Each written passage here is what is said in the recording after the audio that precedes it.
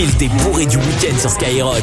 On va faire une compile 100% française parce qu'il y a largement ce qu'il faut en France. Numéro 3. On va démarrer par un petit tour. Où ça, Pato? On va à Châteauroux, chez Gérard Depardieu. Enfin, pas dans sa maison, mais là où il est né.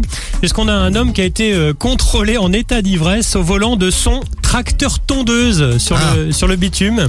Ouais, sur le bitume. Donc ça sert à rien, tracteur tondeuse sur le bitume.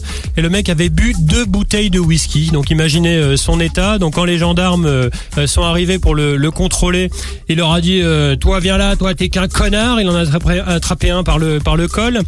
Durant le trajet avec les forces de l'ordre, il a craché au visage d'un militaire, puis en a mordu un autre. Ouais, après une insulte raciste, bon, je vous dirai pas ce qu'il a dit, mais c'était pas gentil.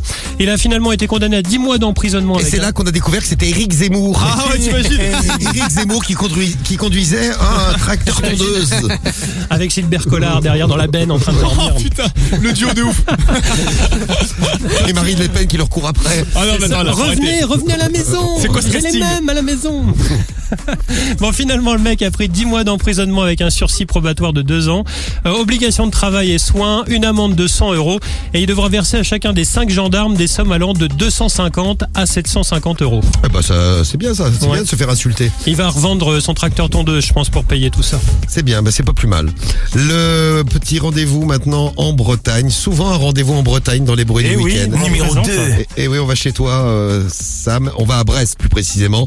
Ça s'est passé à midi, donc le mec était bien parce qu'il avait déjà 2,6 g dans le sang à midi. Ouais, bon, le mec s'est pointé devant une boucherie, il a commencé par défoncer la pancarte publicitaire sur le trottoir devant le commerce, avant d'entrer dans la boutique et de casser le mobilier. Il gueulait parce que les beefsteaks n'étaient pas bons selon lui.